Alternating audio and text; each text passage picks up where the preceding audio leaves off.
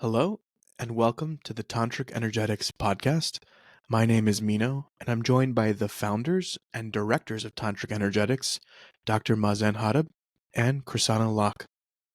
Tantric Energetics is a platform for transformation. Today's topic, which I think will be a very fun one, is on purpose, personal purpose. And so we're going to have a very fun exploration of what is personal purpose, where does it serve us, where might it not serve us, and what are some of the things that might contribute to us developing a sense of personal purpose. And so today I'm going to start us off by, I don't know if this is intimate or vulnerable, but we're going to get right into it. Krisana, do you have a personal purpose in life? And if so, what is your personal purpose in life? Whoa, my personal purpose in life. my personal purpose in life is very much similar to what I share in life, and what gives me meaning in my life is to be joyful and to have meditation in my life and to share my joy and my love and to have loving relationship, loving connections with people.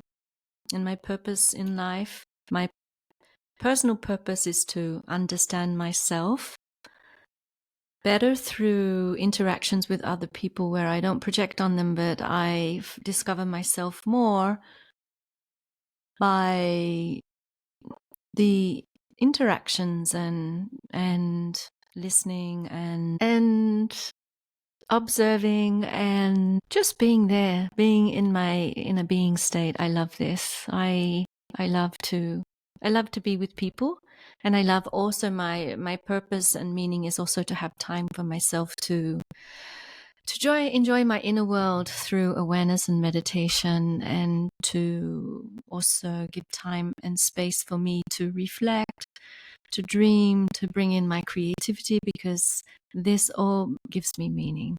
That's my purpose, personal purpose. Thank you. Yeah. It's like you just gave us. I was expecting to do a 90-minute session, and you gave us the cheat codes for meaning and purpose within 1 minute. So we will return to many of the things you just mentioned. Thank you for your wisdom. As you reflect on your life, do you feel like you always had this sense of purpose, or has it evolved over time? I never had a need to have a purpose in my life. I did not need to have a purpose. I had a purpose because many things, even early on in life, had meaning for me. So, meaning with my family, having meaning with my brothers and sisters and my mother and father, having meaning with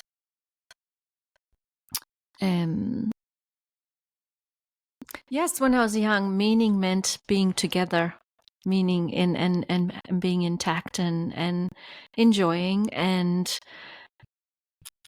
then meaning became more evolved when I had some strong experiences in my life, when around the age of 19, 20, with my mother dying, and that brought me into a huge quest and understanding of the depth of life and death and meaning.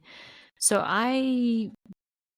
that threw me really into a lot of insight and self-inquiry about myself and life, and to go and live life, and to also not be afraid to do this, and also be able to be also totally connected with my family at the same time. But I needed to explore my life. So my exploration and my curiosity, and to step out into life and adventure, that was my meaning in my 20s, and then it evolved from there. So being curious and following my passions, that's the evolvement. I swear to you that we're probably going to spend the next hour, 90 minutes just unpacking versions of what Krisana shared. So if you only listen to the first 5 minutes, you've gotten everything you need. We're going to really just now take our time to explore how someone else might be able to arrive to maybe some similar understandings. So before we go to that deeper understanding, I switch to now Mazen.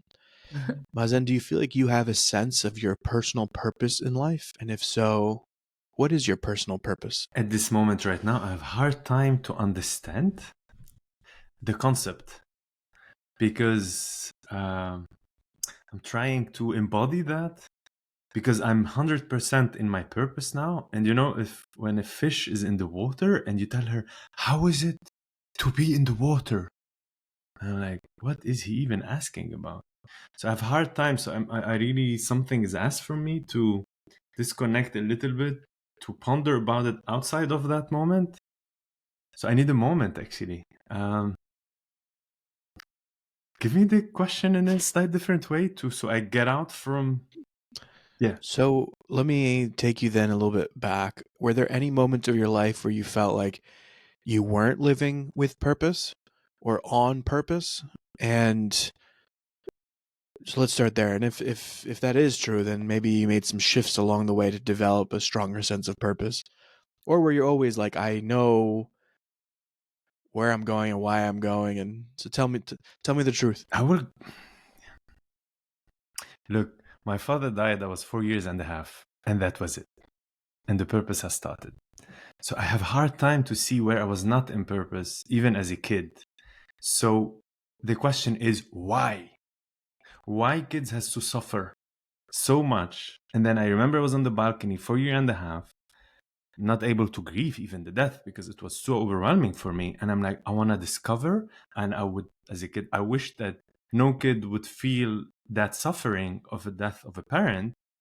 And then the big question is why. So I awakened to life as it is and not given like this at 4 years and a half. And then every single moment thereon was to understand. And yeah, I played, I did everything, but there's something within us like, I have to understand. I have to understand why we have to suffer so much and why kids need to suffer so much. And I promise myself that one day I will support that we get out of the suffering, mainly kids, because I used to blame adults, and mainly understand how can we end the suffering for kids. So everything, yeah, the first part of my life was playful, but actually I was playing in a sense. I was a joker. I was trying to change the energy of the moods because I could not be with it. So the purpose was not to live in struggle and to live in love, because I needed love in order to be supported enough so I reach an age where I can question all those questions. So yeah, actually very early on, I had very purposeful sense of where I'm going and what I have to achieve, yet not knowing on practically the details. But even as a very kid, I probably seen this image of me probably now. But I'm like, how, what? And it stresses me and gave me lots of fear because I didn't have guidance, that is called, in a more spiritual sense of where the path. And then I had this understanding, you will have to create your own path. And it scared the shit out of me. So I was torn between, you will have to find it on your own. There are lots of help on the way, but nobody knows your way other than you.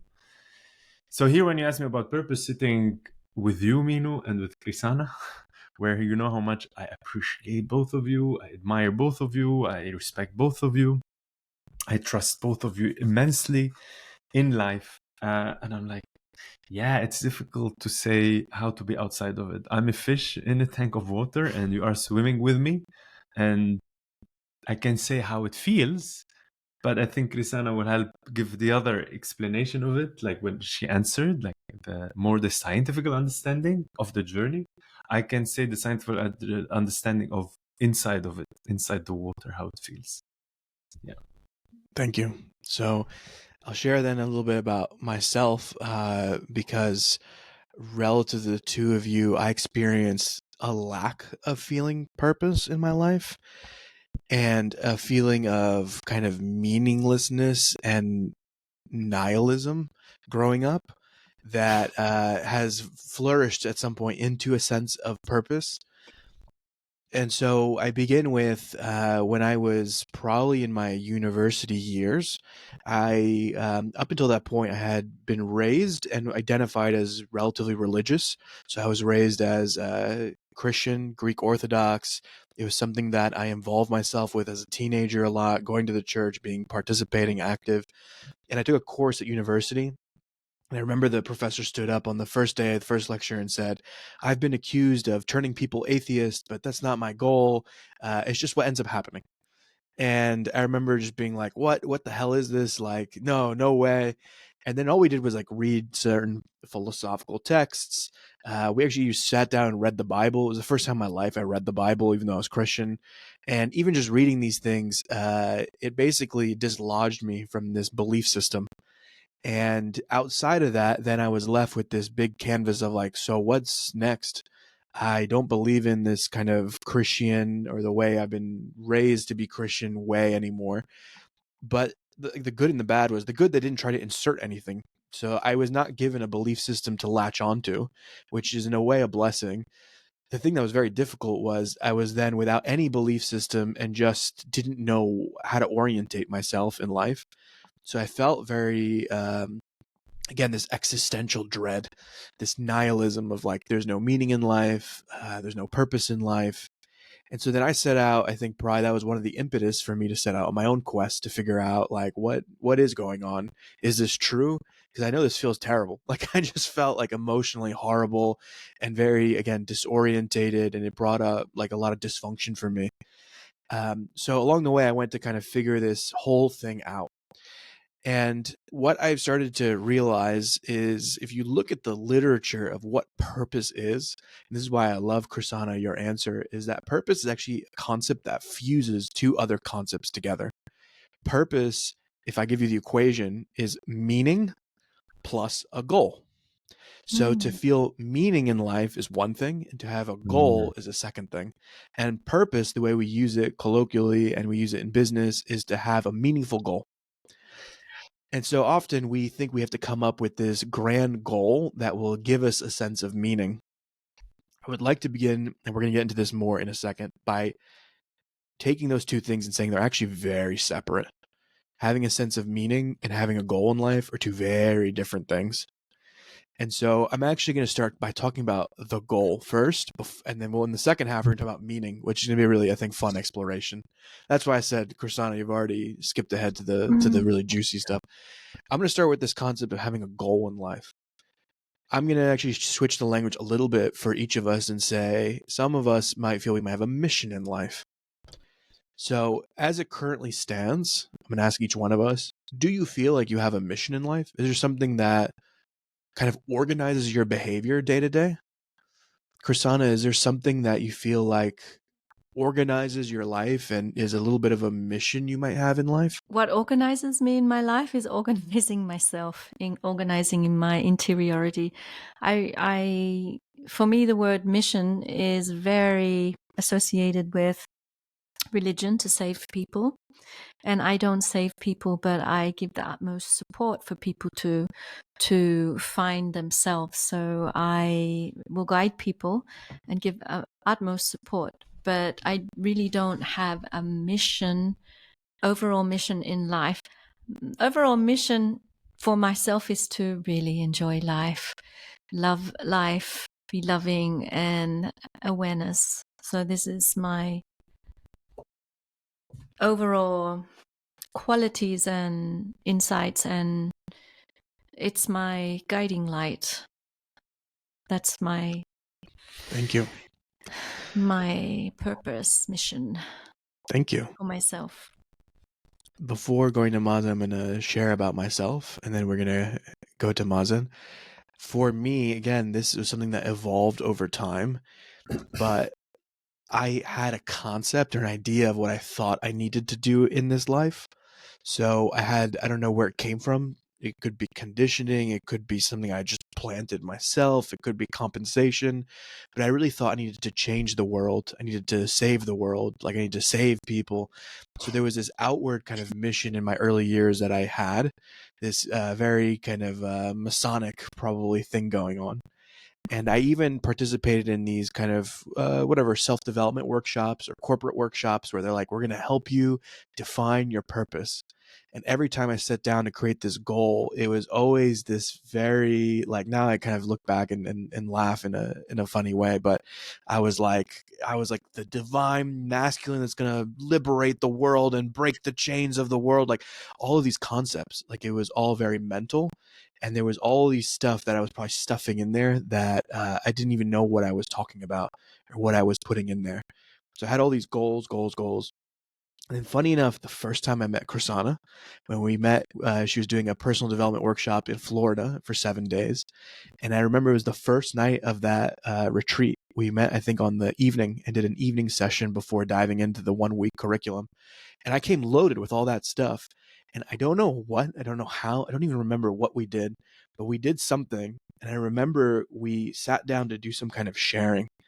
And I remember I had this big revelation where I realized that all of the personal purpose and goals, quote unquote, I was carrying in life, how it was just all fabricated. Like I had completely made it all up. It was all a concept. And I came to understand that this thing about like saving humanity, like I realized I wasn't the main character. Like it was something that for whatever reason gave me tremendous freedom. Is like, I'm not the main character. Actually, I can whatever do something to support my fellow human. And that's something I do feel drawn to, but I'm not the savior. I'm not the Messiah. Uh, and so I actually, in that moment, I remember dropping all of that and just being like, it's not about me. There's like 8 billion other people. I can just do my part and that's good enough. And so that was like a big moment. And I've never shared that with you, but that was when the first day I met Krisana, about 7 years ago. Wow. So, um, so thank you for that experience, Krisana. Thank you. I think I remember I said this week is going to be an experience where you have an experience. So you did. I Thank did. you. I had many experiences. I had a lifetime of experiences in that week, which we can talk about another time. So for me, my personal sense of purpose has evolved over time because I've needed to let go of things, shed things. And the research shows that actually, when people are operating from that definition of personal purpose, we have a goal in mind.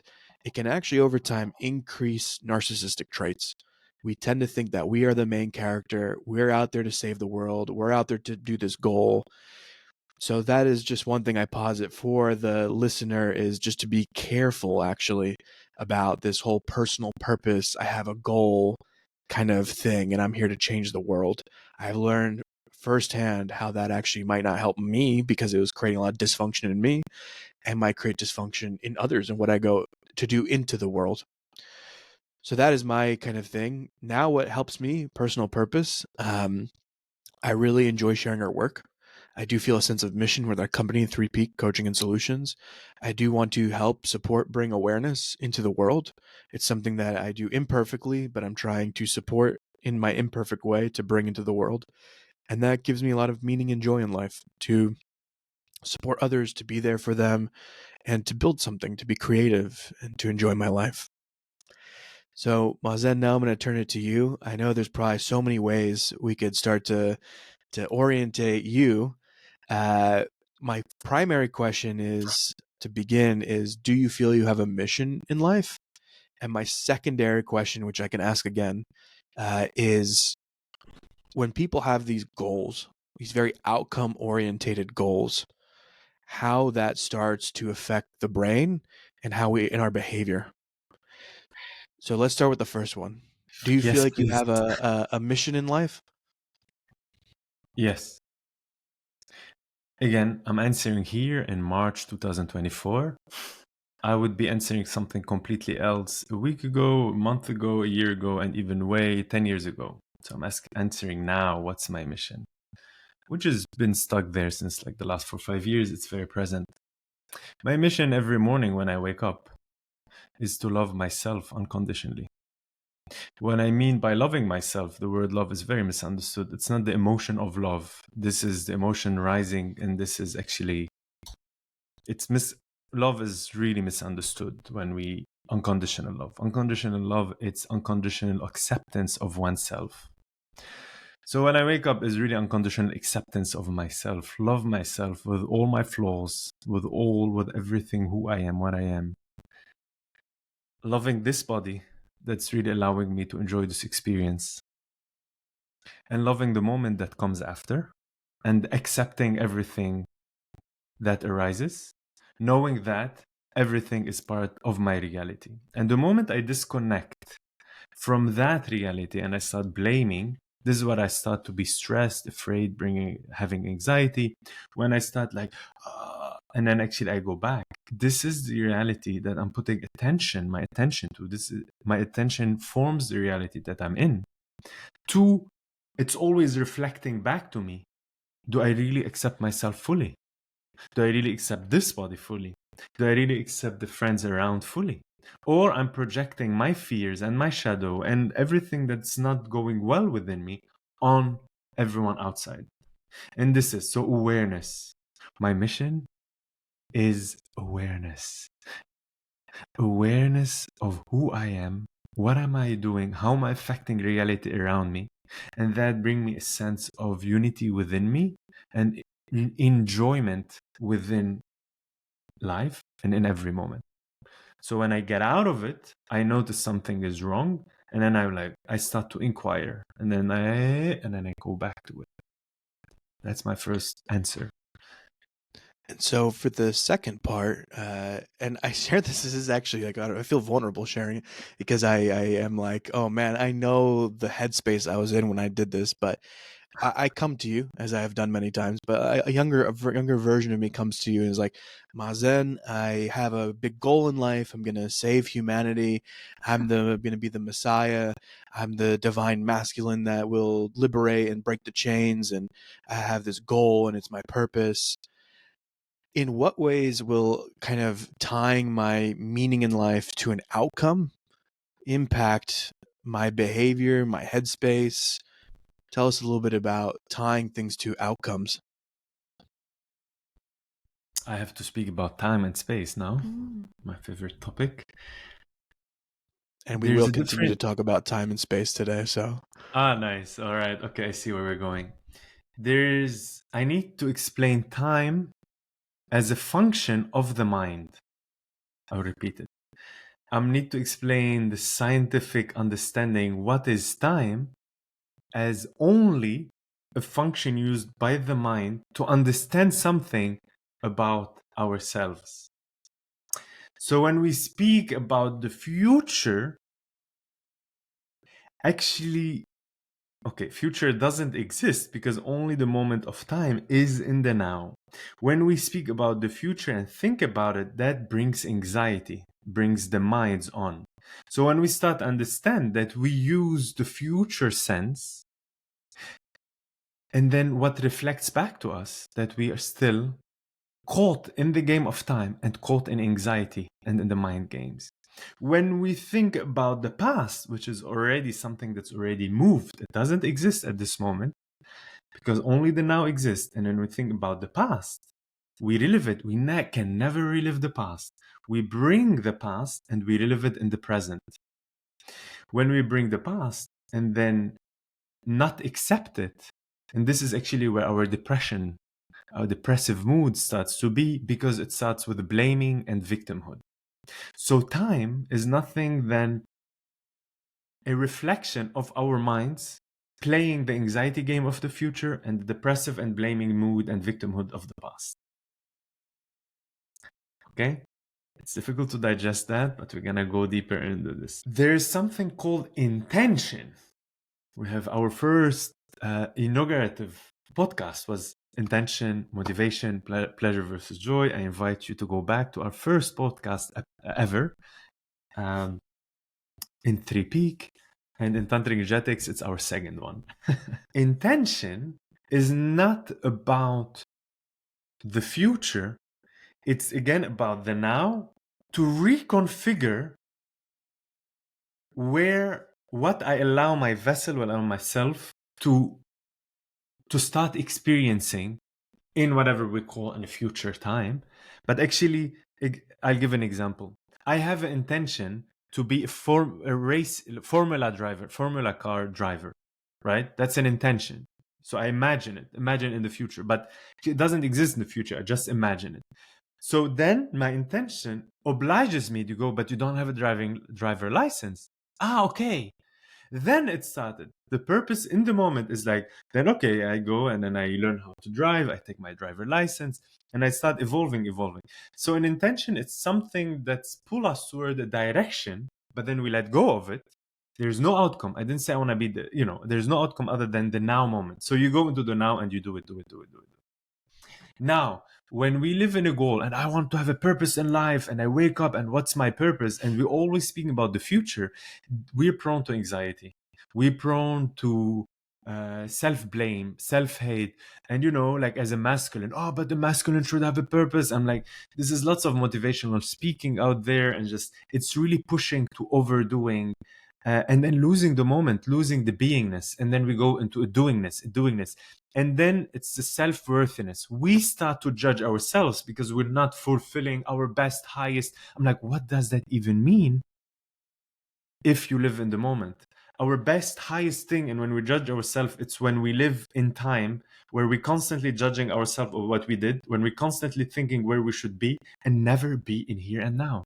So actually never being in your true purpose. Your true purpose is when you're doing that thing to be fully 100% with it, because you already drew the intention. I know in a week I have to deliver something. I let go of that idea.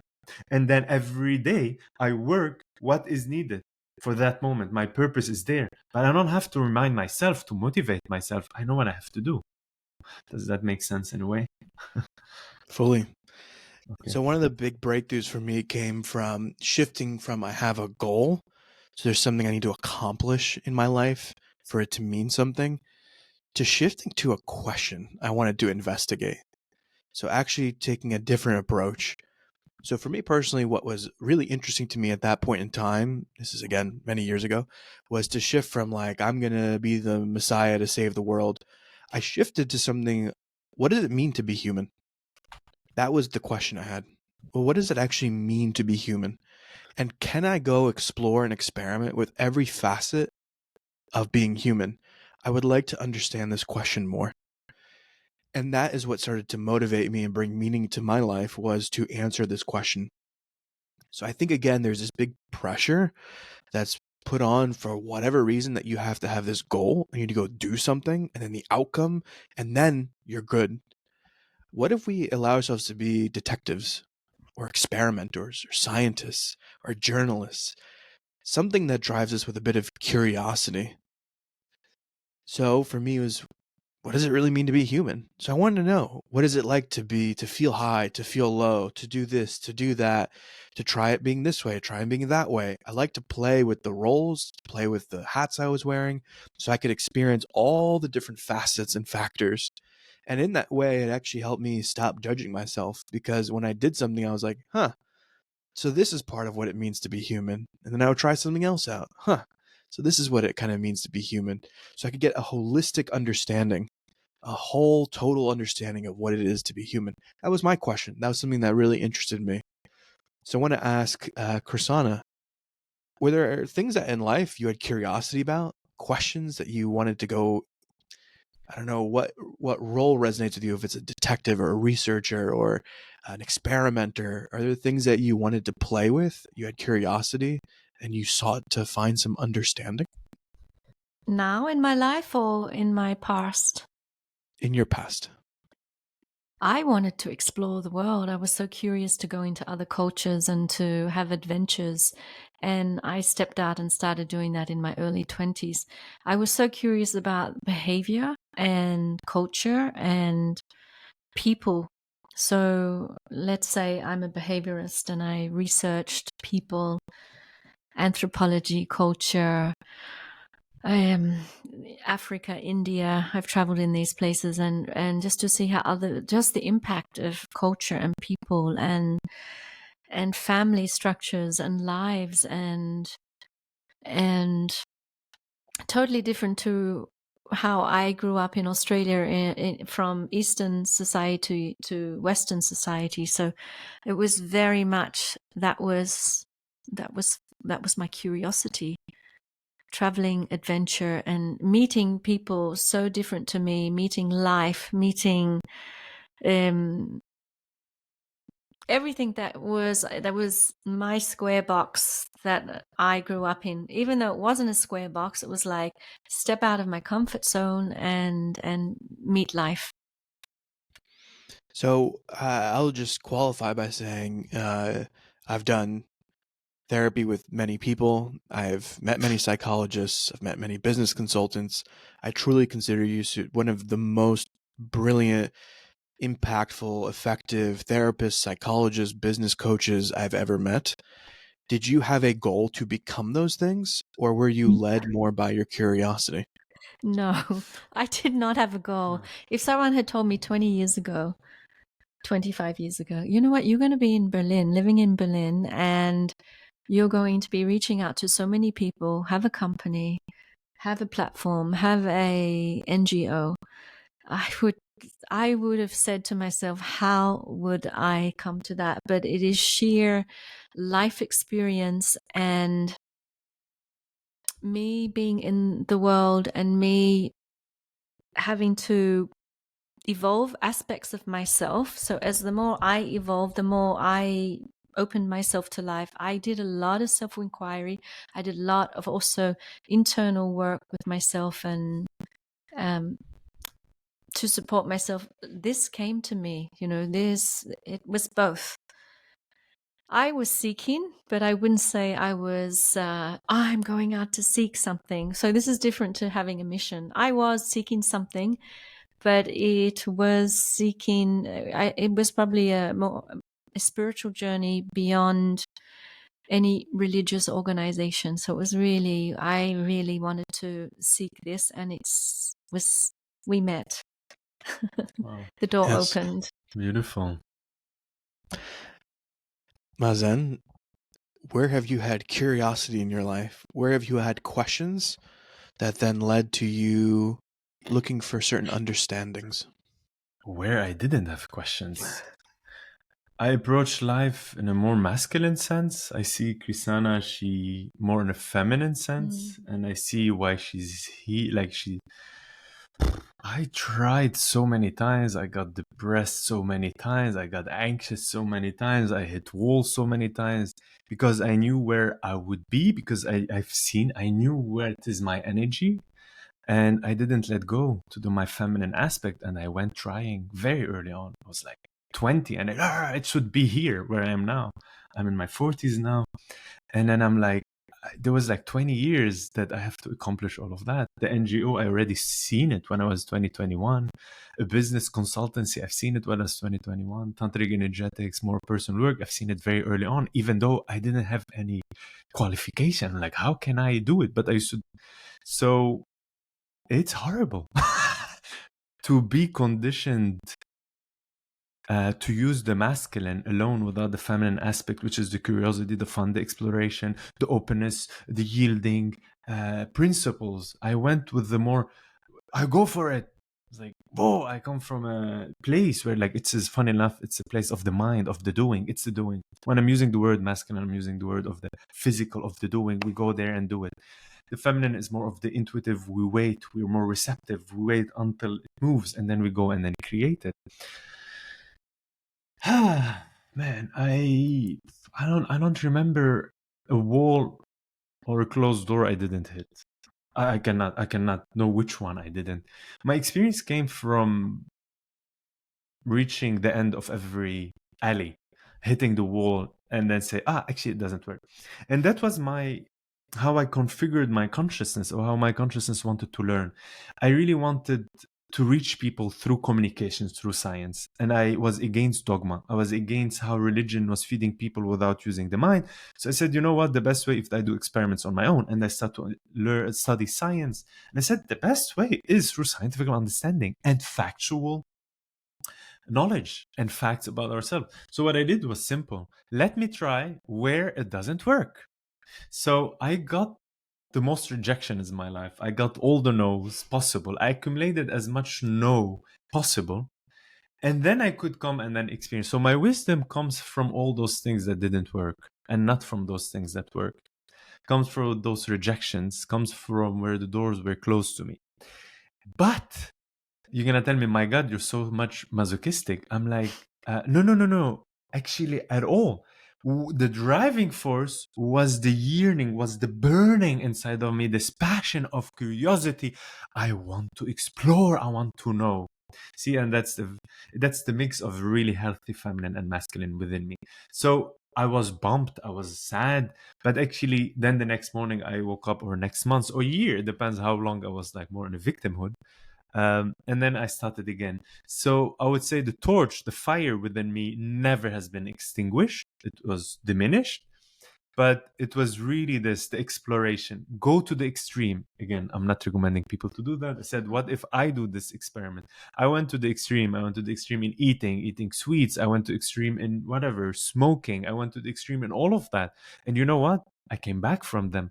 But I said, I don't want to believe people just because everybody has things to share. I wanted really to know. I wanted my body to understand.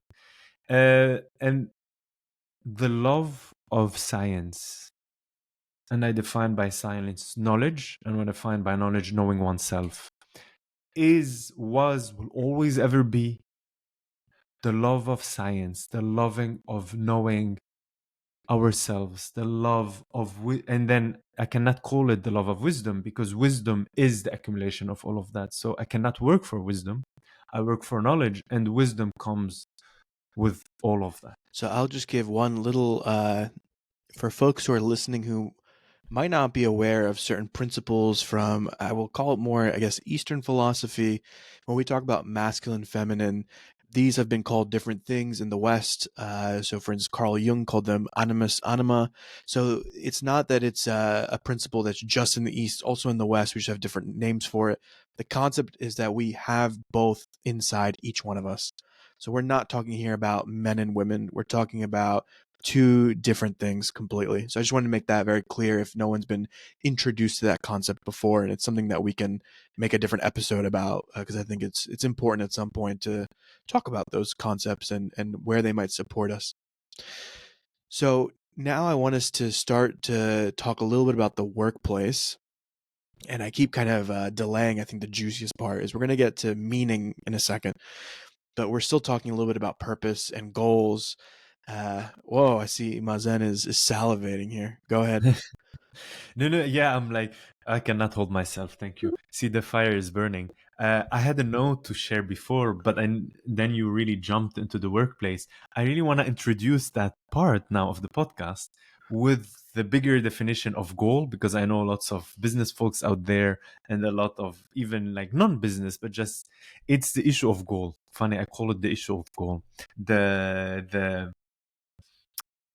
Whenever we put a goal and then allocate to it an emotion in the future that whenever I achieve that goal, I will be happy, we are doomed to suffering. We are doomed to struggle.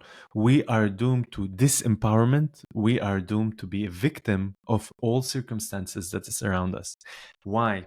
Because again, we're playing with time. Time is, so we're using the mind. It's just a reflection of our mind. If we put it outside, that mean the goal, if I'm happy later on, that means we're gonna super judge ourselves. We're gonna be filled with expectation, and we will always miss the now moment. We cannot be happy in the future. That concept doesn't exist. It only exists in our mind and gives pressure. We only can be happy now. We can be joyous now, and that joy will bring us to the future to achieve our goals. If we put an emotional thing in the future, we will be a hostage of our own selves. I repeat it. If we put a goal outside and based on that goal, I will feel this and I will get out of that, we become a hostage of it. We have to be it.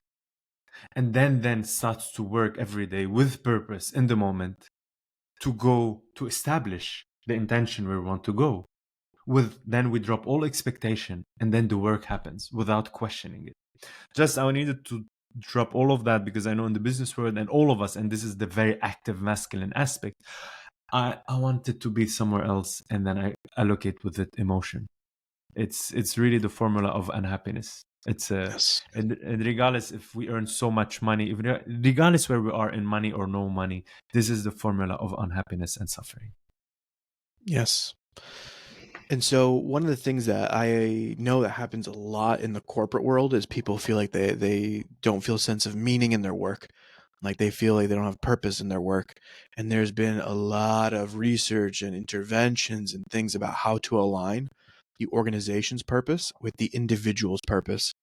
And the more we align our purpose with the organization's purpose, the more meaningful work feels. So, if, for instance, the organization wants to go, whatever, save the whales, and I don't care about the whales, I'm not going to feel meaningful about that job. Whereas if the organization wants to go save whales, and I like saving whales, then there's a match. It's very simplistic, right? Like, and so then we have alignment between the organizational mission and my individual mission. One is that many organizations either lack a mission or are dishonest about their mission. So I just want to start there. What I mean by that is if they lack one, they've lost sense of why they exist. They're this huge entity that sometimes can kind of stumble forward with inertia, is what I call it. They don't actually really understand why are we even here? Who are we in service of? Why are we doing things for our customers? So that does exist. I do think that it's hard to maintain oneself over the long term in that way, but it is possible. And the other one is kind of hiding the real purpose, which is we're here to save the whales, but in reality, we're a for-profit business whose entire motivation is making money.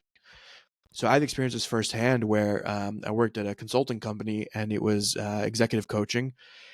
And the idea was that we were there to help people, support people, blah, blah, blah, blah, blah. But if you looked at what we talked about, what we measured, what we celebrated, it was all about making money, which is cool. I just thought it would be even cooler if they were honest about it. Like, this is an organization where we come to make money, so let's celebrate that. Instead of telling me we're here to change people's lives, but all we do is celebrate money and never celebrate actually helping people. So being honest with organizational purpose will really help people feel a sense of meaning in their work. Because if you are honest about the organization's purpose, the other folks can fall under that umbrella. They can actually align themselves to that. So this is for executives, for leaders. Be honest. If you're there to make money, that's awesome, but just say it so people know what they're showing up to work for. If you're saying one thing and doing something else, it creates a dissonance that makes it very hard for people to align themselves with the organization. So one, just be honest. Even better, have a sense of purpose. Don't just drift aimlessly. Two, be honest about that sense of purpose. And now we get to the employee. This is just my personal perspective. And as Mazen kind of mentioned earlier, it's March 2024. I change my mind about this probably every few weeks. So you're catching me in this moment of life because there's no objective truth to this. My feeling is that employees expect too much of their employment. They expect it to fulfill all the buckets of meaning in life. And we're going to get to meaning in a second. I keep teasing it. But when I looked at it, and again, I went on a quest to really understand this because I was really messed up on the inside.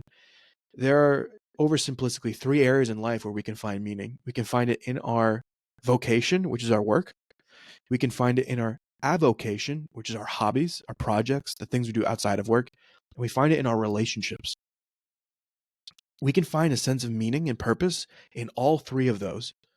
If we put all our eggs in one basket, we say work has to deliver 100% of my purpose, you're in for a tough time because one, it means you're going to probably be working to find meaning, which can increase addiction to work and all the negatives around burnout when it comes to work. And two, you're neglecting these other areas of life that will distribute and almost de-risk your sense of meaning in life. If I also find meaning in my hobbies and I also find meaning in my relationships, even if work I get fired, I will probably, in terms of at least meaning and purpose, I'll be okay because I have two other areas that feel meaningful to me. If work is the only place I find meaning and I get fired, then what? My whole life will be an existential crisis. So my invitation is for folks who are employees, and I mean that anyone who's not in an executive leadership position, to diversify their lives. And again, this is where I'm at in March 2024. I think my current belief system is that for people who are either courageous enough or stupid enough or like us to start a business, find passion, find purpose in starting your business and being a really fun journey. If you're not the owner of the business, don't act like one. Enjoy being an employee. Enjoy having things outside of work that bring you meaning. Let the rest of us, again, either courageous, stupid, crazy, I don't know what we are. We love the thrill of it, right? We're enjoying the ride. Let us put a lot of our meaning in that creation. And you focus on the role you have and the things you have outside of work that bring you meaning. Don't put all the investment in work itself. I think the most fun topic, which is how to find meaning in life. Mazen, was there anything you wanted to add to the topic of work? Yes. I'm going to resume actually what you said in a more biological sense. I just immediately wrote them down. I like what you said: working, vocation, avocation, hobbies, and then relationship. I want to use the word balance. Not the word harmony at this moment. Harmony is more the deeper sense. We're bringing inner harmony. Now let us move to the most basic, like balance. Before at least this need to try to go toward there. And it's not super difficult. That's why I'm not going to use harmony. I'm going to use balance. It's the easiest form of it. Otherwise, it gets too complicated for folks to try to achieve it. But balance is now what you mentioned, those three. I'm going to go back to explain the evolution of any species. So in a way, you spoke about work, vocation. It's the productivity. An exercise that is productive for a species, a person, a being, an animal, doesn't matter. Hobbies, it's that what gives exploration and fun with others or alone. Animals have it. Relationship, it means connection, social engagement. So what now you drew is nothing more than the balance, the equation of balance. If those three are met, we have a balanced, fulfilled life, regardless what job you do, regardless what's your goal, because the goal is in the future. If you do it in the moment, if it's a sense of productivity, if I go to work, if my work is just to dig mine, whatever, or to clean up something, if I'm in the moment and I feel come home and I feel productive during that day, and then I find my hobby, something that's fun, something that's brings curiosity and exploration, and I connect to myself and others, that brings me a sense of fulfillment.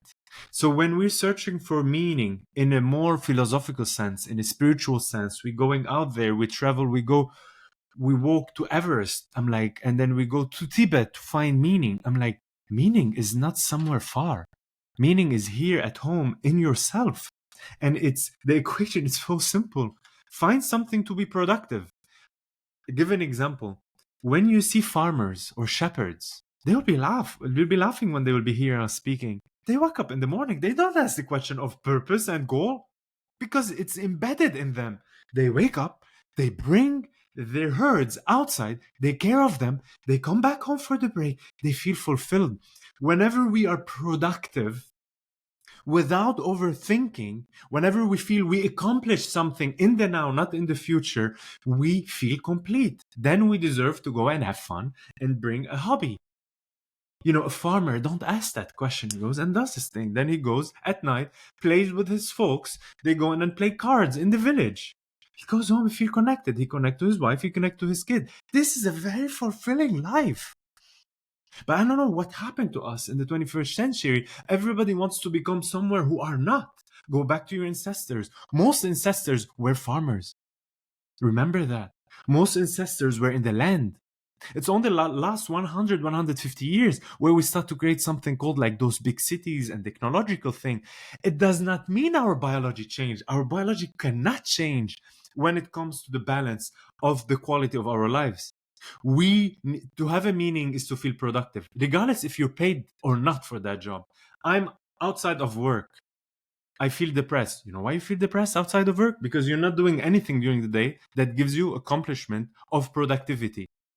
When I leave work, I start to be productive by doing some small task. I used to do whatever. So anything that makes me give me a sense of productivity in the now, And then my hobbies, exercises, fun play, and then connection with the people I love. The formula is simple. Anything outside of that is mumbo jumbo, and it's really to sell a dream that's outside of you. Probably it's a business scheme. Probably it's a business idea. It's nice. Somebody's trying to find a completely productive in their own amazing business idea. So it's for you to know, do you want to be a product of that, or remember what really balance is?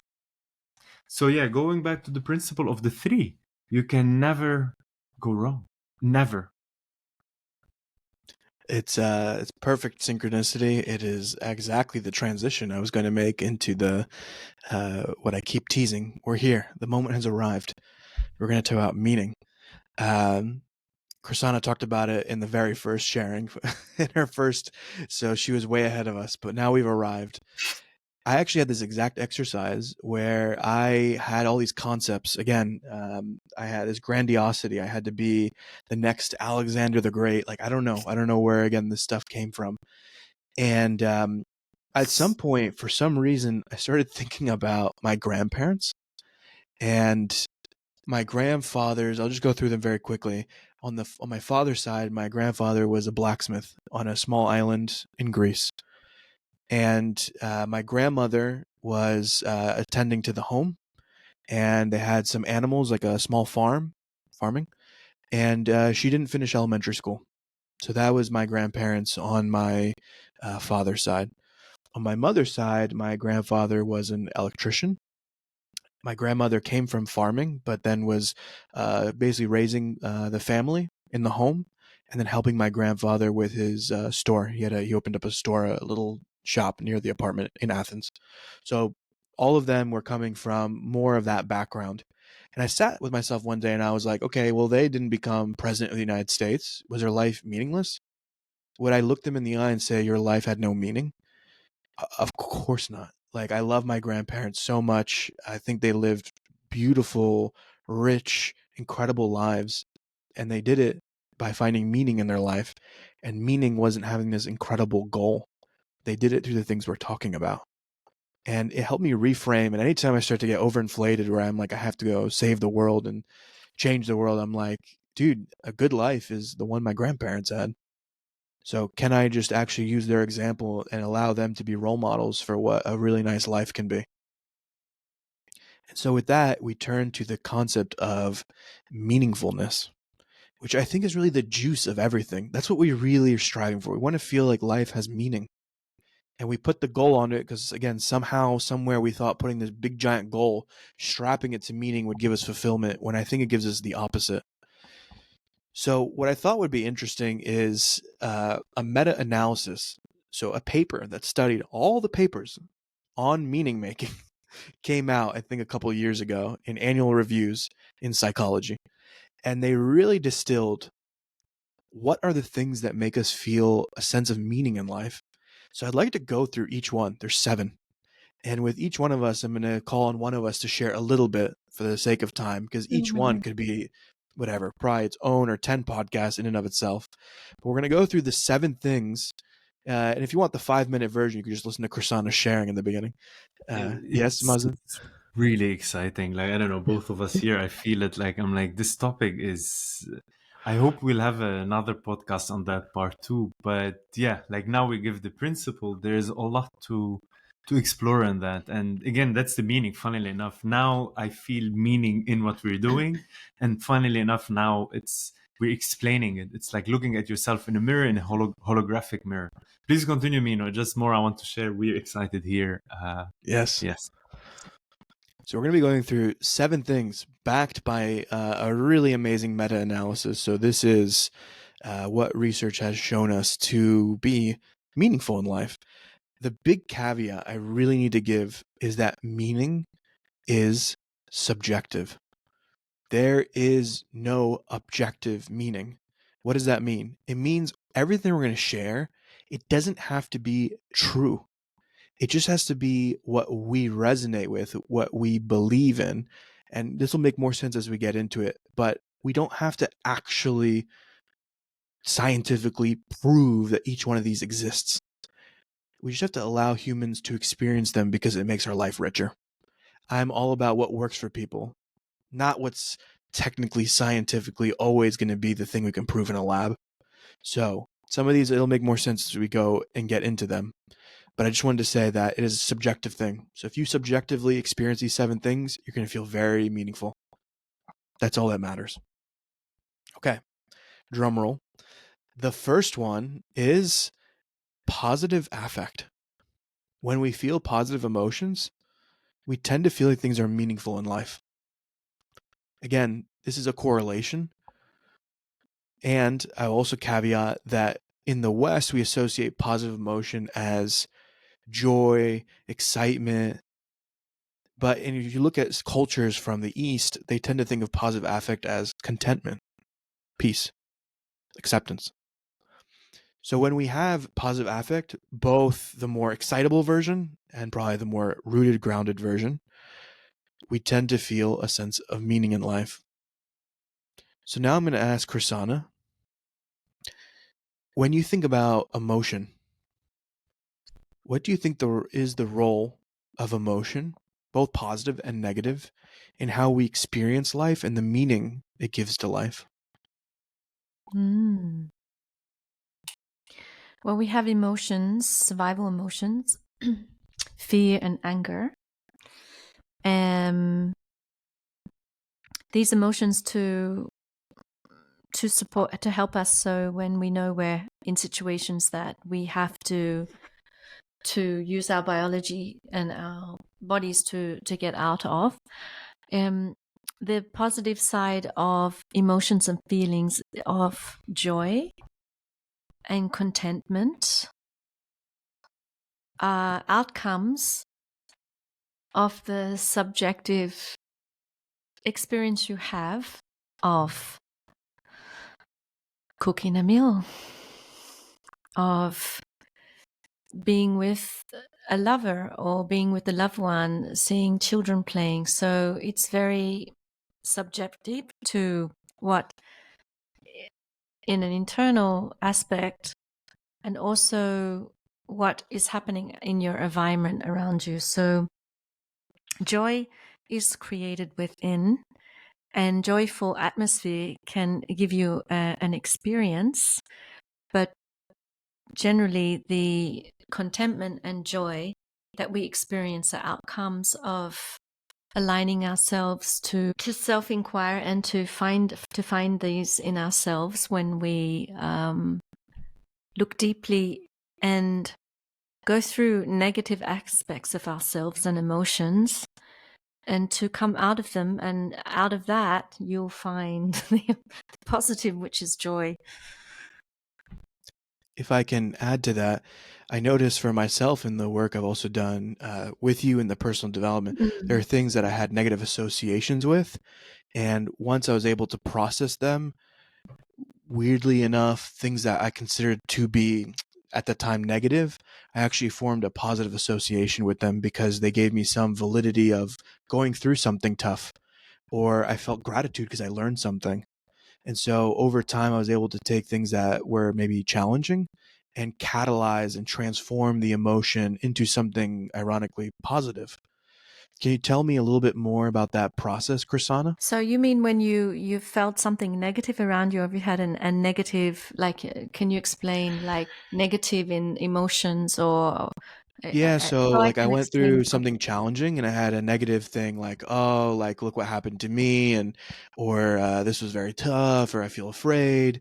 And then when I was able to digest it, then eventually I was able to, whoa, I'm grateful I went through that experience. I learned something. It actually supported me if I zoom out, it supported me to go through that. So something that I considered negative, actually I have a positive feeling about it now.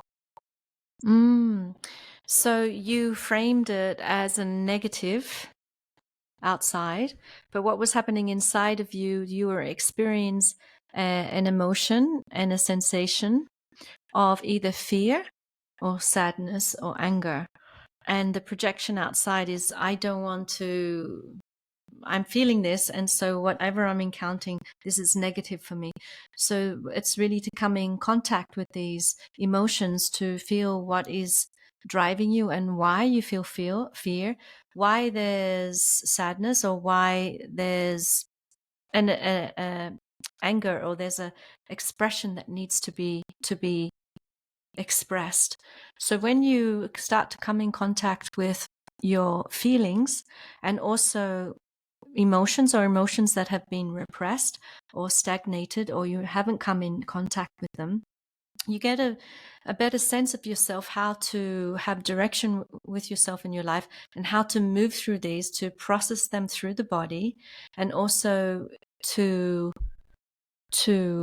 have an outcome where your outside experience may not be negative anymore, but an experience that you've went through, and then you can have a different meaning and reality of it. So it's really exploring your emotions and your expression and your feelings. Yes. And so this process we just talked about is one of the most meaningful endeavors we can go on.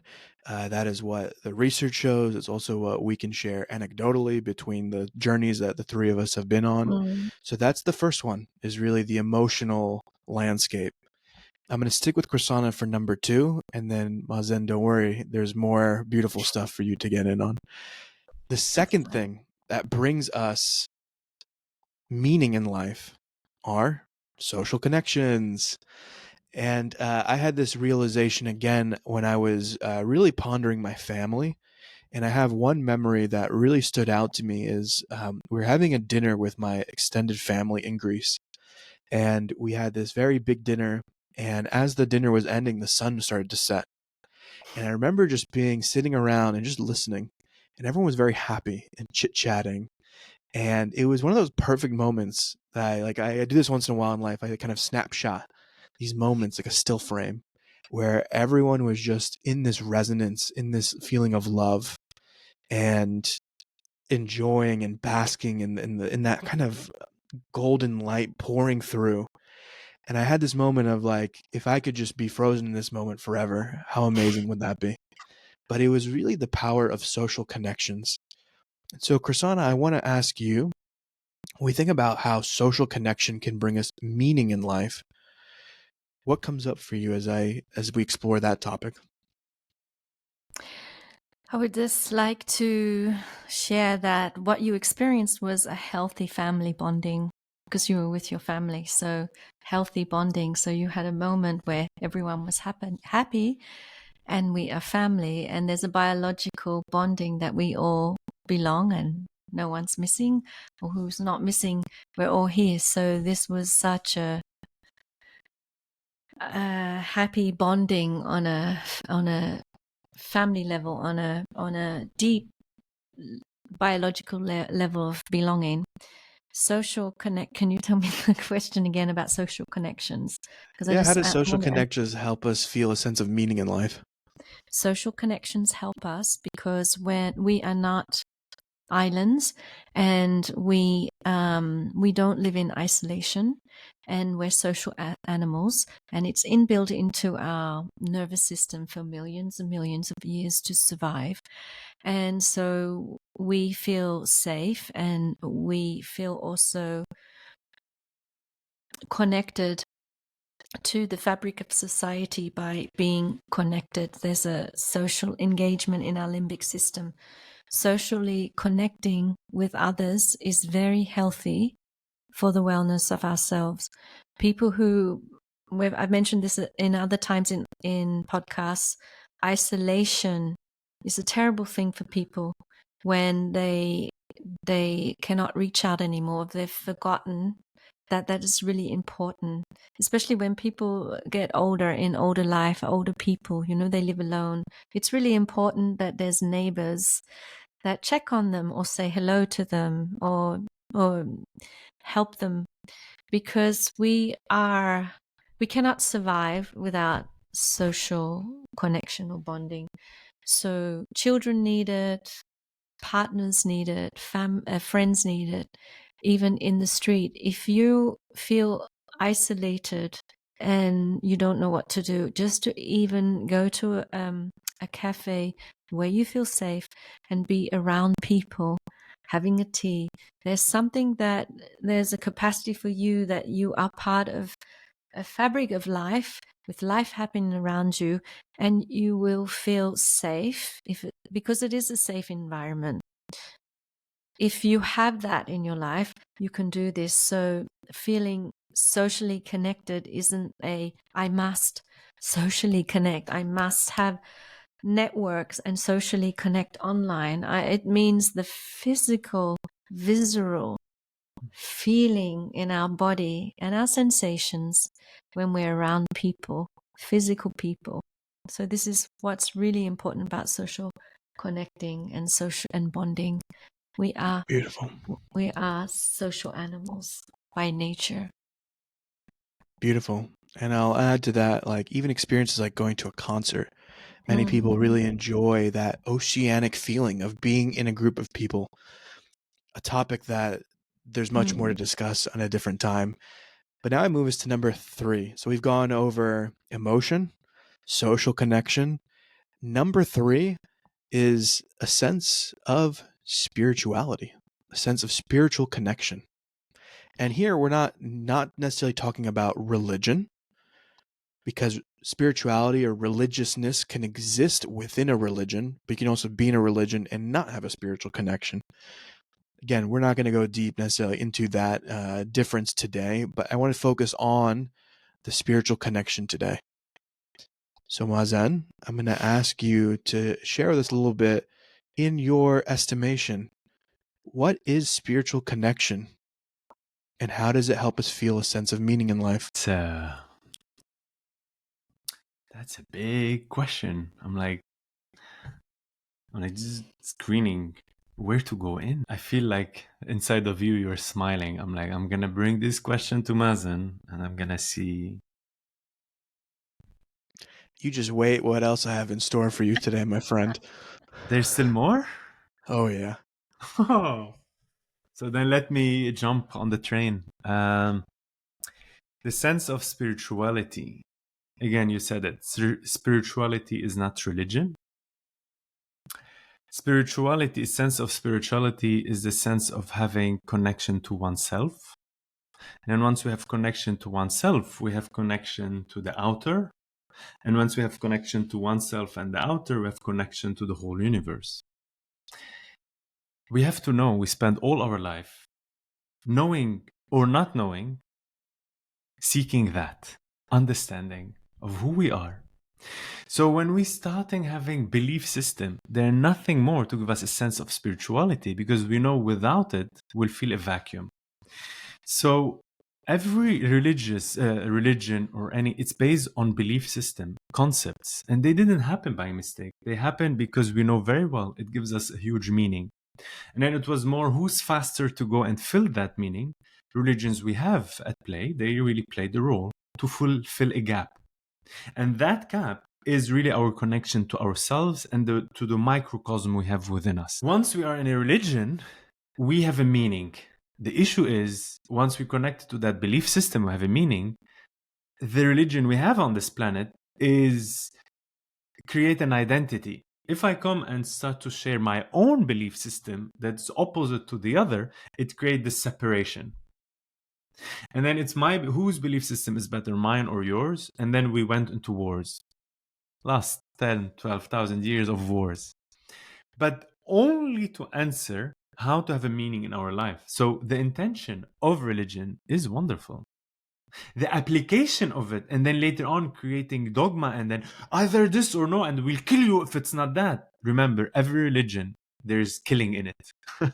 This is how it started. You cannot dominate on this planet without having through a rough pace of really infusing that. Not every religion. There's some religion, part of the religion probably, it's not killing, but I'm sure they did somewhere, somehow, some form of aggression,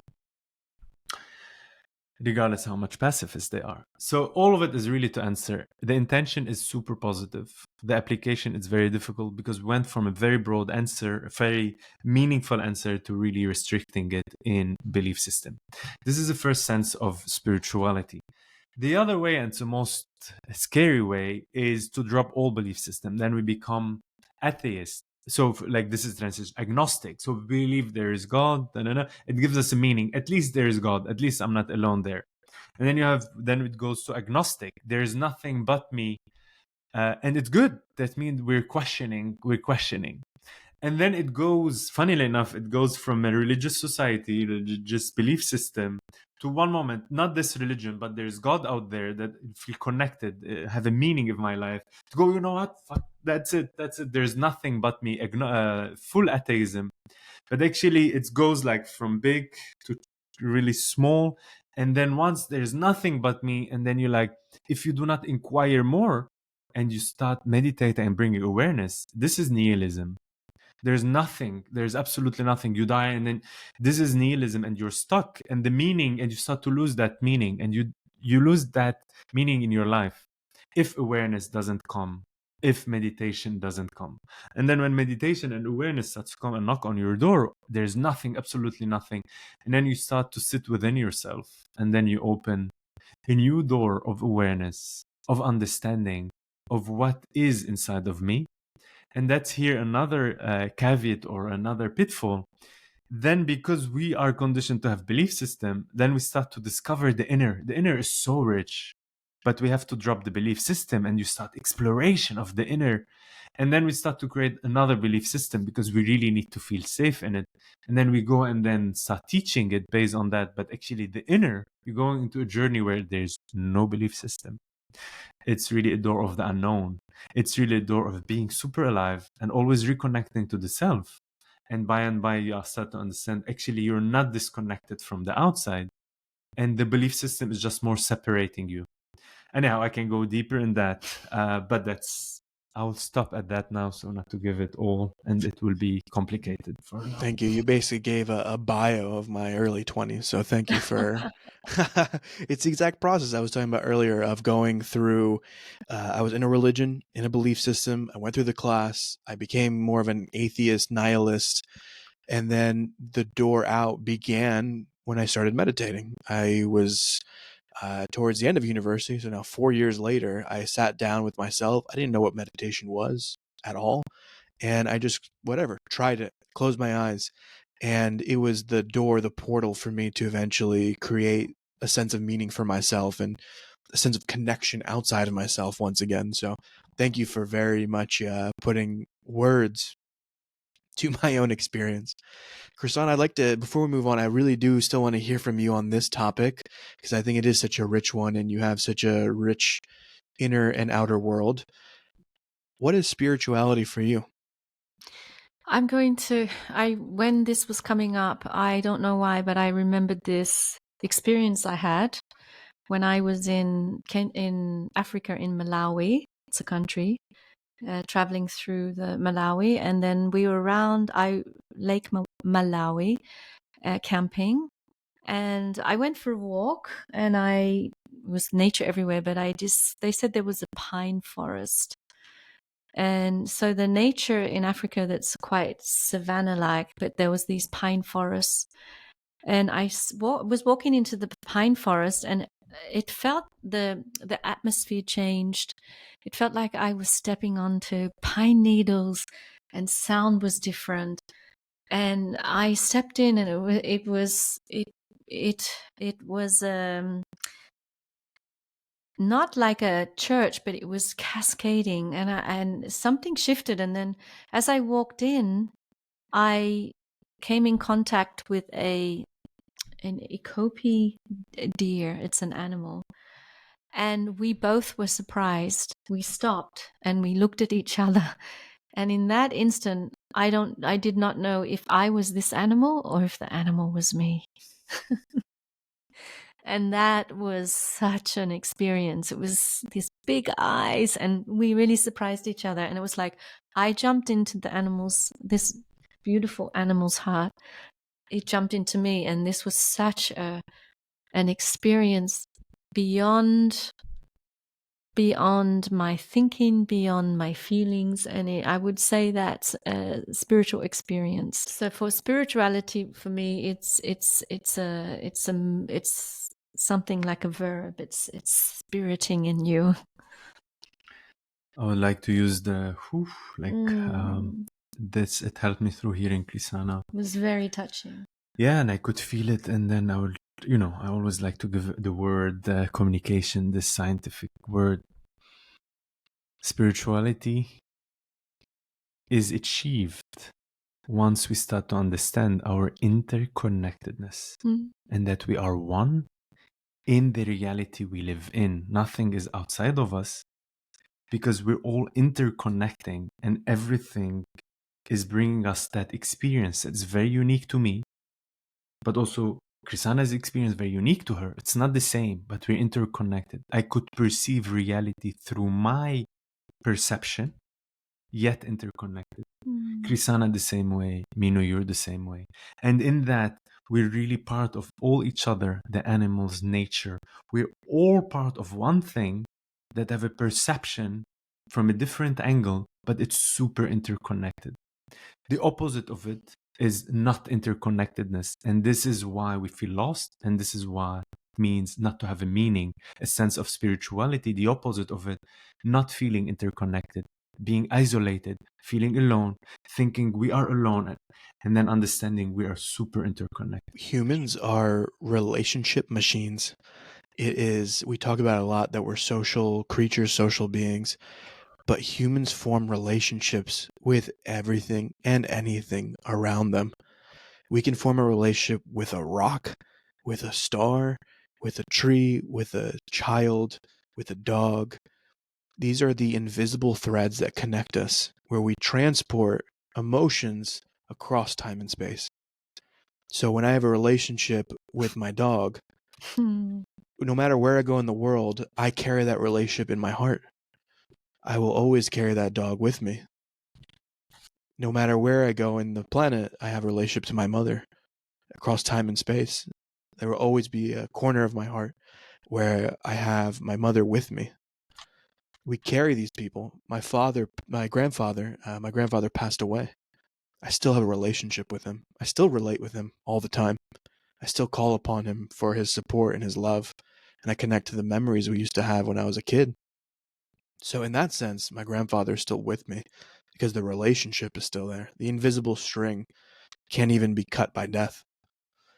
So this to me is spirituality. It is exactly what we've all been talking about. It is the interconnections that we have between everything and anything. And the more we're connected to the world around us, the more life feels very meaningful. So now we turn to the fourth thing that gives us meaning. We've talked about emotion. We've talked about social connection. We've talked about spirituality. The fourth won't be surprising. It is our connection to ourself. It is our own desire to cultivate self-awareness. So, Krisana, I'm going to ask you, in what ways does the journey of self-awareness bring meaning to our lives? When one understands when one is not aware of themselves, then the journey begins. So self-awareness is the spark when you begin to become aware of your actions, you become aware of how you live your life, you become aware of how you relate with yourself, how you relate to others. So self-awareness for me is really relating with myself, having an understanding of, I've said many times, where I am, my emotions, my feelings, my sensations, and also not getting caught up in a lot of my thoughts, or thoughts that may drive me in directions that are not, that doesn't validate what I should be doing. So self-awareness is the key to the journey. And then you become much more aware of other aspects of life. So this is really important. Self-regulation, self-awareness. And the key to start with is with the body, and then with the emotions, and with your thoughts. Beautiful. So now we're going to move to the next one. This is going to be from Mazen. He's not prepared, so I'm very curious to see your reaction. The next thing the meta-analysis found that was increasing meaning in our life is mental time travel. It is, I'm going to read from the paper directly. A Okay. diverse line of literature suggests that the ability to mentally project oneself into the past, into the future, and even into alternative realities can enhance the feeling that life is meaningful. Okay. So I know that this is a tough. I see your face. I wish if you're not watching the YouTube video, this would be a great time to watch the YouTube video. Sorry, iPhone and Spotify users. Yeah. So this is really one of the things that helps make life feel meaningful. Again, we don't have a ton of time on the subject of time travel to open We up can the create it. whole. We can Well, we don't want create to it we if don't it's want to needs. open the whole universe of possibilities here. So, Mazen, of anyone I've worked with, you have the most incredible ability to embody this. There's so many topics that we've discussed for years now. That's why I'm saying it would be years worth of discussions. I don't know how we could even open it. But I'll say a couple of things. One is like within our company, 3P Coaching and Solutions, you are the vision. So you are able to responsibly cast an intention into the future in a way that allows us to organize and orientate ourselves and motivates us. We also do I open this? I don't even know. You've also supported me Go to ahead. experience Go and ahead. play with alternative realities. And so Yes. this is where when I was talking about subjective reality, I'm not here about what's true, capital T true. I'm interested in what's effective for people.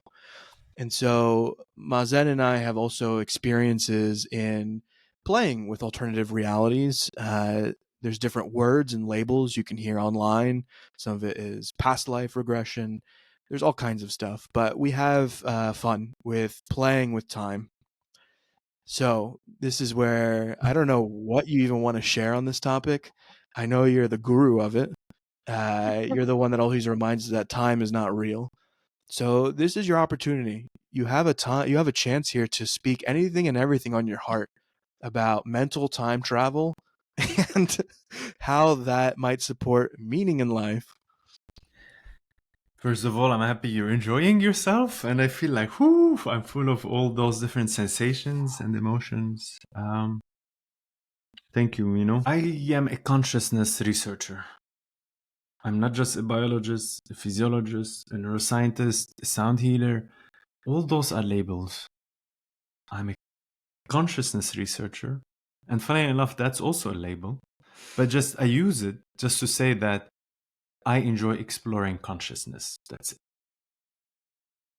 Consciousness cannot be located only in one place. Consciousness is everywhere, all the time. It's like a radio.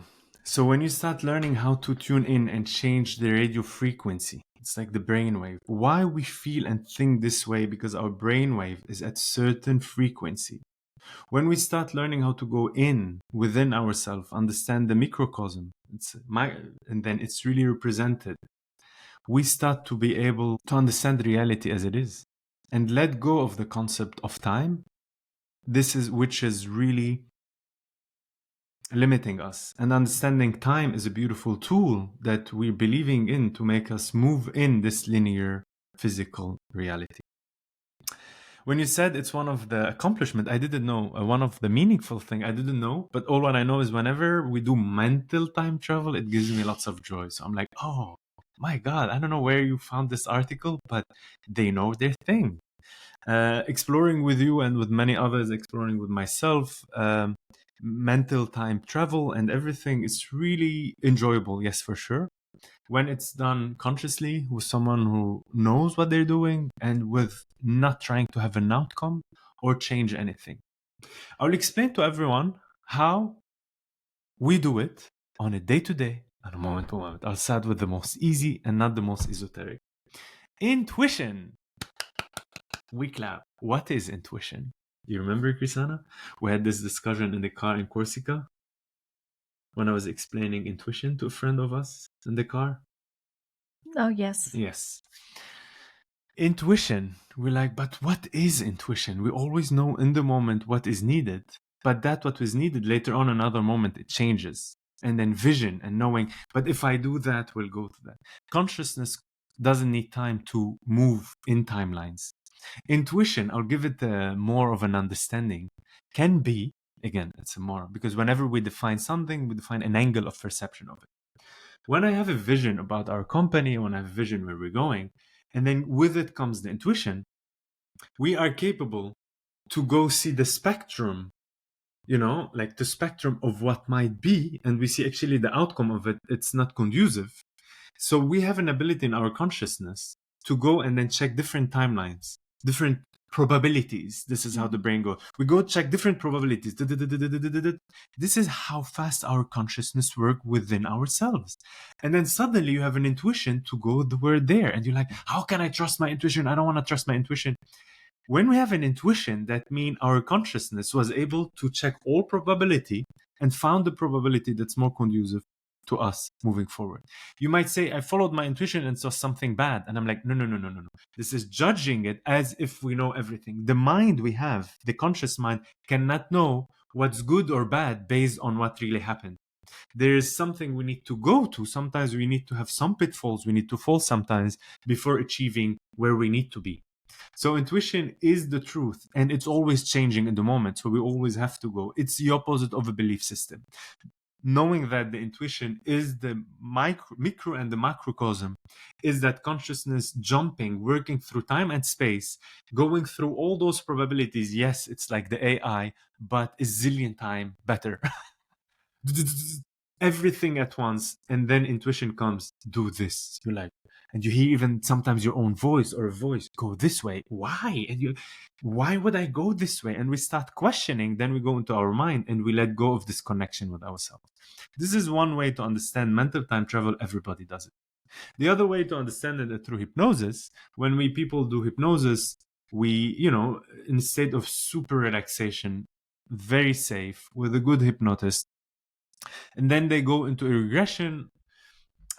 What we call past actually doesn't exist. It's good for people, first, they don't believe in it, to understand we start to call past life, but actually it's more of a simultaneous life, or simultaneous happening. Okay, it's a really complicated topic, but we'll go at that. To be able in hypnosis to get into a life or an experience that our consciousness has been through it, is we change the frequency. So I can be here and then we can go and experience it, changing the frequency of the brain, and then experience the emotions that happened during that episode.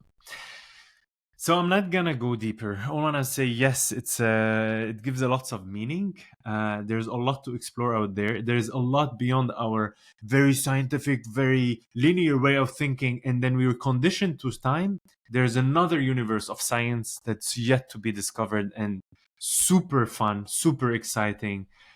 And actually, it's through the science of awareness, through the science of the self, through the science of consciousness. The rules and principle the science takes is everything what's quantum physics, quantum dynamics, relativity, and everything that Einstein, Planck, and all of the other beautiful geniuses came before and spoke about, and the Eastern philosophy put together. So all of it is science. And the ones who but it's not true. I'm like, no. Everything is reported in science, but you still don't get it. It does not mean it's not true. So I will keep it at that. Yes. I'm done. Thank you. Again, could be 10, 15, 100 podcasts on its own. Well, I'll add, and I'm going to use some words that, I don't know, could be offensive, but I'm going to use them anyways. When we feel anxiety and depression, we're slaves of time. And when we do mental time travel, we become the masters of time. It doesn't matter if it's necessarily capital T true. It just matters our relative experience of it, our subjective experience of it. And I know that recently there's been a lot of movies in the last 5 probably years around the multiverse, right? So we're opening up our collective understanding of some of these concepts and popularizing them. So the more we tap into things like multiverse and again, just to have fun with these concepts, then we actually increase the amount of meaning we experience in life. So now we shift to number 6 out of 7, Oof. which is mortality awareness. Basically understanding that at some point we will leave this body. And for some, that triggers a sense of terror and anxiety, fear. And for others, it can actually create intense sense of meaning in life. This one is for Krisana. I would like you to just tell us a little bit about. It's such a crazy topic to open up. I was like I was gonna ask you like as a casual question, but My God. like, what do you make of our relationship with death? Like, again, like it's a question that we could talk about for hours, but we're gonna do the truncated version. Okay. What is your perspective on death? My perspective on death, I have encountered seeing my mother die at home, and that was a beautiful experience. So life and death, the door. She didn't die in hospital. We took care of her at home. So I really had a deep experience, especially when your mother, and she was only 50 when she died. That's such a deep experience. Mortality awareness, that's okay. I am living life so fully now that by the time when my time in this body ends, then I will be very happy that I've really lived my life.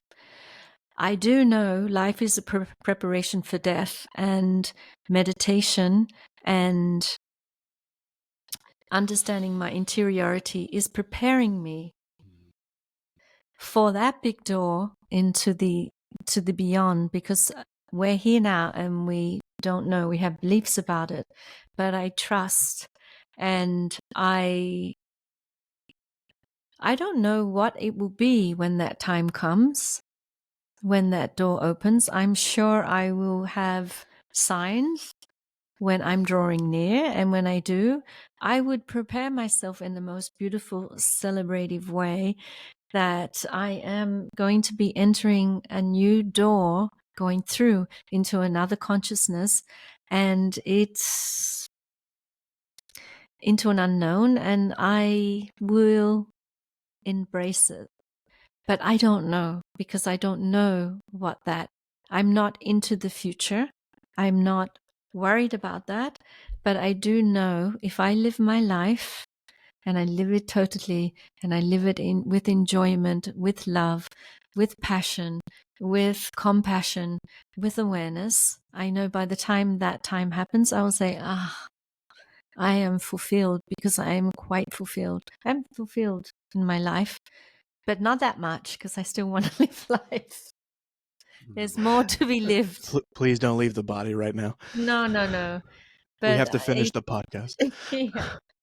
So it's, if someone says I'm not afraid to die, it's, one never knows the circumstances, but to really, I've explored a lot through meditation, and I've explored a lot through Tibetan meditation techniques, and seeing your many techniques to watch your body.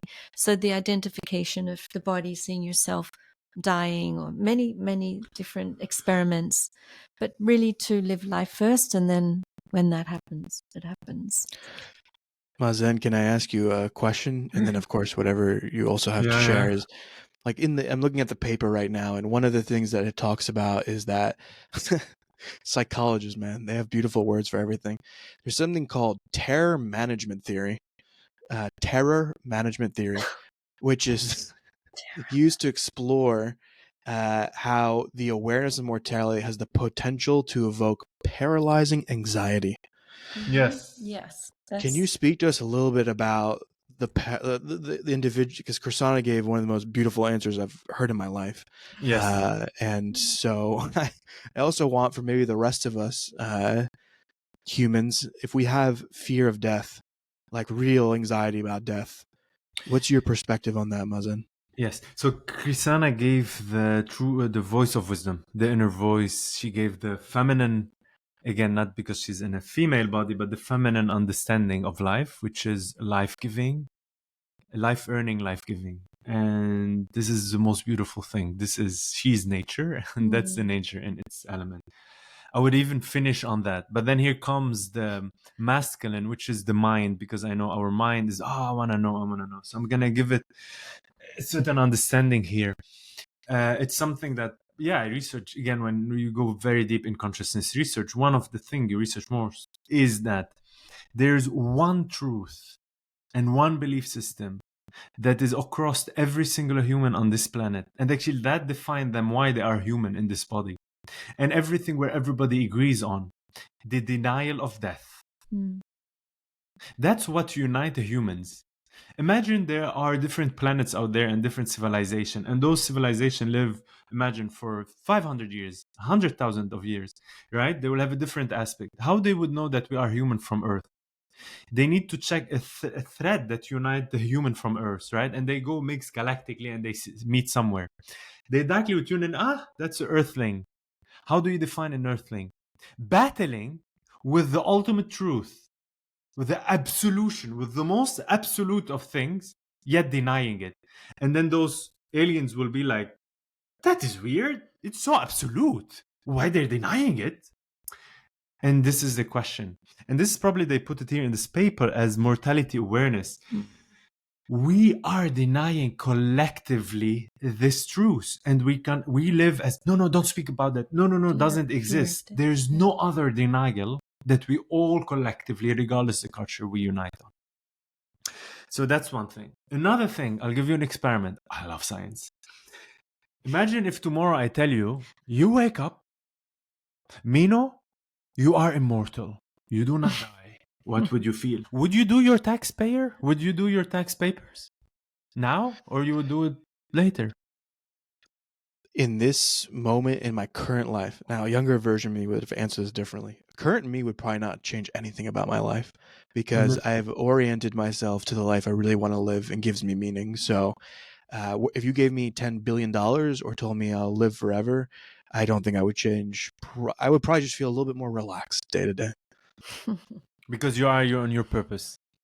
I'm on my purpose. I just have some anxieties about like whatever money and this thing and that thing and patience and time. Like time is still something I play with in a way that brings me at times pressure. If you told me I had infinite time, where I'm like, okay, so I can try for infinity to get this experiment to work. Cool. So for me, but younger me, if you want, I could do a younger me too. Yeah, like imagine now the rest of society, they wake up and they say, we can live until 500 years, 1,000 years. What happens? Yeah, I would probably stop doing things. Like there would be some motivation within me would probably drop to do certain tasks I was doing. So do you see why in this article they say mortality awareness? It gives meaning to know that we're not immortal in this body. So it motivates us to wake up in the morning and take the best out of it and make the best out of it. So actually mortality, it gives a meaning. So again, everything is a concept, a belief system. So we create a concept outside of ourselves to give us motivation and meaningfulness. But it does, okay, now I'm going to hit hard. But it does not mean mortality is true. What do I mean by that? If you do not know meditation and awareness and knowing going within, mortality is 100% true. You will die. And this is fearful. This is scary. It's horrible. And everything around you will die and cease to exist. Once you start to know yourself and going within, you understand actually you will never die. You'll let go of the body, but who you are never dies. And again, might be conceptual. And I invite everyone to deepen their experience with knowing oneself, connecting to oneself, going in stillness, going in silence. The ones who knows awareness, the ones who knows meditation deeply, doesn't fear death. And knows when death arrives. And I know experiences, I did lots of consciousness research. Most people, they get the signals that they will leave the body because nobody makes you leave the body other than your own consciousness.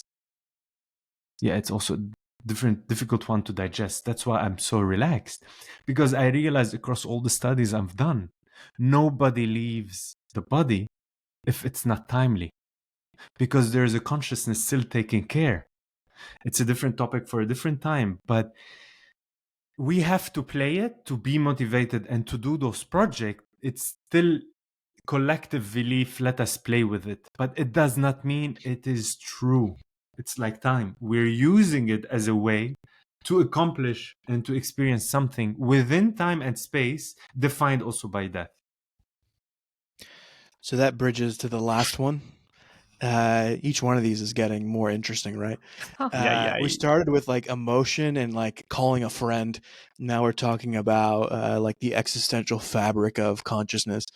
The number 7, the last one that we're going to talk about, is existential mattering. That I am significant within the fabric of time and space, within the universe. So I'll read again from the paper. Mattering is tied to the belief that one's existence will continue to influence others across time and space. So I'm going to put my spin on it a little bit, and Yes, then I I'm going want to to know. ask. I wanted to say, please answer first. We really would like to hear your spin of it. Yeah, but you're very aligned. So I'm going to pick up right where you left off, which is the concept of separation. And it's really around, again, the concept of connection. It's all intertwined. For me, when I started to tap in to meditation, the more I extended and started creating relationships and bonds outside of myself, whether it's with a rock, with a tree, with a dog, with a human, I started to understand that I'm not alone. And then I started to feel a relationship with the universe. So you can tell me, you can define universe any way you want. What you can't doubt is that I create a relationship with my concept of the universe. So we can relate and form connection with everything, infinity around us.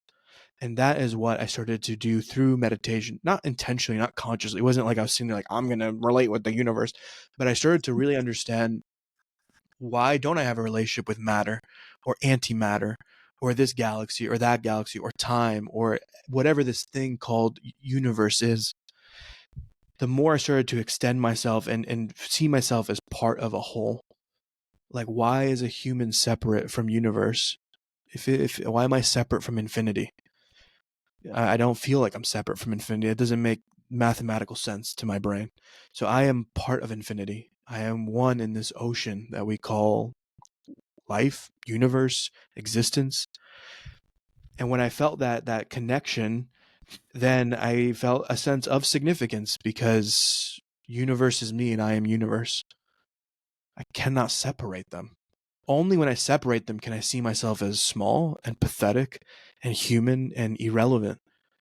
Because, yeah, tomorrow a car can hit me in New York and I leave the body, I'm gone.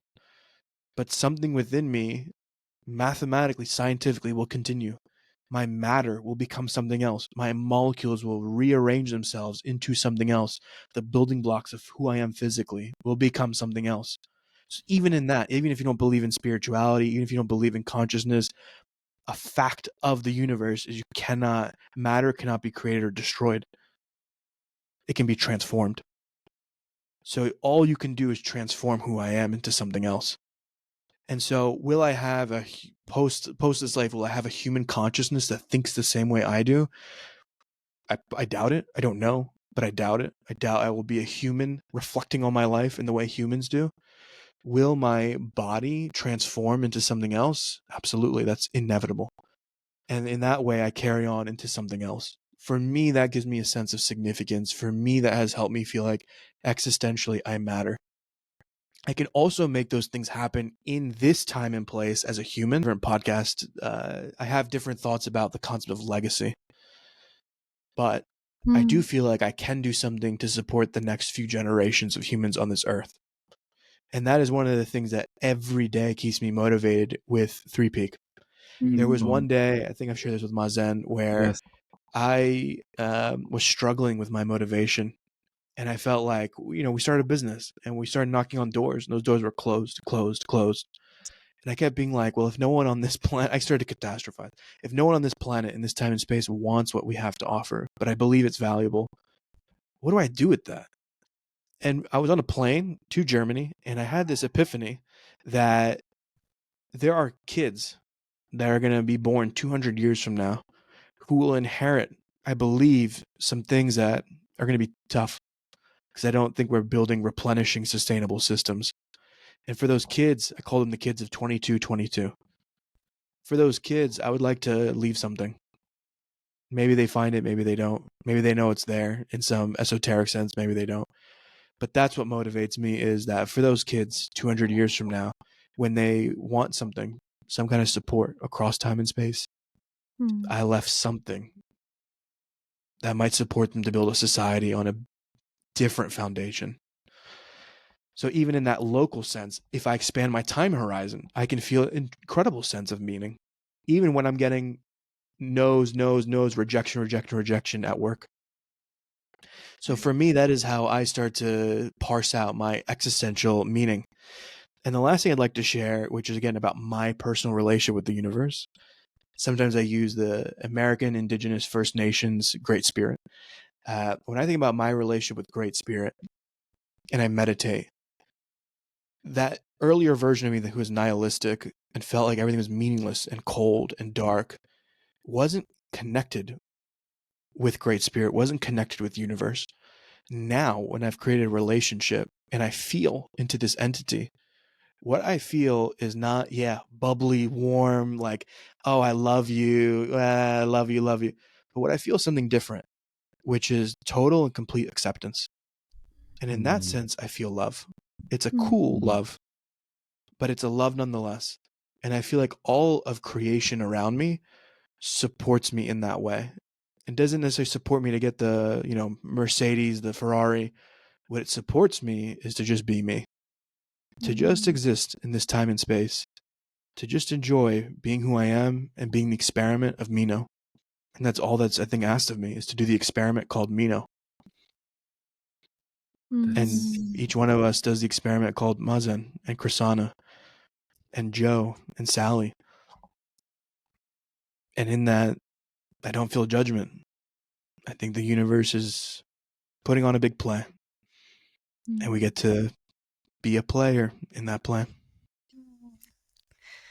It's deep. Deep. Beautiful. And allowed to sink in. Is there anything either of you would like to add to our topic of existential mattering and significance? One of my experiences, when I lived in Chile, I went to San Pedro de Atacama. It's the highest desert in the world at such a high altitude. And I arrived, this is many years ago, and I arrived in the afternoon. And so I slept in a small pension. And when I woke up, it was already nighttime. And when I stepped outside, I had never seen so many stars in all of my life because there was no pollution. And it was such an existential meeting moment of, my God, there is so much more than my limiting sense of myself. So many stars, so many I've never seen. So many planets, so much beyond, and I was just it was just mind-blowing. My mind was blown. I was in awe. It was like you could touch them. As I'm talking, I see a lot of my experiences of existential happenings is through nature, is this. So I really encourage people to go to these places, to really explore, to be in nature, because even a blade of grass after meditating with a dewdrop on it is such a universe in itself. Wow, I'm very touched and rejoiced. I invite the speaker, if they're still with us, to really do a small experiment. There was like lots of valleys and hills, and during this podcast of emotions and feeling and sensation. What if I tell you here now that what you felt, some very subjective to you, but some others, we literally now we're feeling it. You say, but I heard it another time. Again, time doesn't exist as you know it, and it does not mean now when you hear it, we're not present with you. So the moment you'll be listening to this one, do not consider we existed in the past. It doesn't exist. It exists, and then it's a projection of us in the now moment with you. So every feeling you're going through, we are with you, and you might feel that, I feel things around my heart when Mino was sharing, when Krisana was hearing, and I know by fact you will feel the same exact thing. Beyond time and space, we're constantly sharing through the electromagnetic field of our hearts. Through those frequency, doesn't need time nor space to be felt. And this experiment, you will be noticing you're feeling sensations, feelings, and emotions, knowing by fact we are aware now you are feeling them. And it doesn't matter if you hear it now or in 10 years, this podcast. It will be the same. You will feel us in 10 years, us, what we felt at this juncture of time. And one last parting word, because I love to give experiments proofs. When we speak about consciousness, remember, when you were a kid and you were growing up, there was a tiny voice in your head, your own voice, sometimes guiding you. And this voice still exists for the ones who relate through auditory and not visually. I relate a lot through auditory sensation. We each one differently. You grew up. You grew up, you were small, you perceived yourself as small. Remember and try to see that that voice of you that is guiding you never aged even one bit. How can it be? I leave you with that question. How can it be that voice that's guiding you never aged? It's always the same tone. It's always the same age, regardless if you change.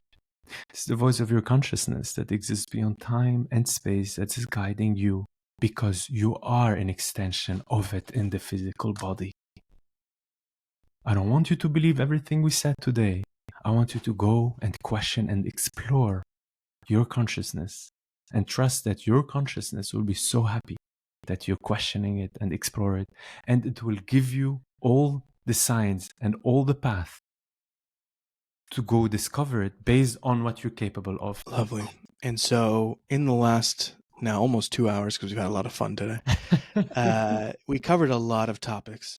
We talked about purpose and how purpose is meaning plus a goal, and how having a goal can sometimes shift our behavior and increase things like anxiety, depression, and it makes it difficult to actually feel a sense of fulfillment in life because we've put a lot of pressure for something outside of ourselves.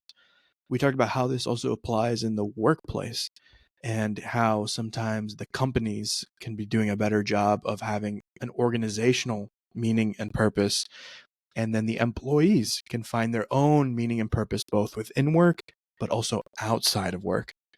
And then we had a lot of fun talking about meaning, all the different things, at least in terms of the meta-analysis that's been done, that bring us meaning in life. And so with that, I'd like each one of us to give some closing thoughts, and then we will slowly close this podcast. So, Krisana, what would you like to give us as a parting gift as we leave this podcast? And my parting gift is for everyone to recognize and establish trust in yourself, trust in your body. That's the first step on the journey. Beautiful. Mazen, what parting words do you have for us today? Something at the beginning of the podcast, I said I'm not gonna answer about it in one word, in one sentence. I will answer. The meaning of life is to experience life.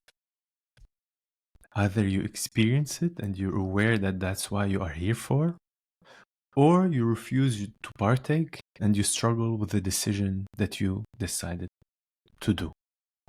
Experience life so you can also remember who you are. My parting words are, if you recall some of the stories that each one of us shared around things that felt meaningful, I love when Krisana shares her stories. You can really sense you're there with her and the deer, or when she was talking about the blade of grass and the dewdrop. Each one of those stories, you can feel like there's almost electricity in the air. That electricity, in my opinion, is connection. It is the connection and the relationships we form with ourselves and outside of ourselves. Whether that's, I've said it many times, to a rock or to the entire cosmos. Whether it's to a beautiful starry night in a place that doesn't have light pollution, or it's our dog, our family, our children. Connection. It is for us to open back up, to form connection. and from there, meaning will follow. And with that, we thank you for listening to this podcast episode.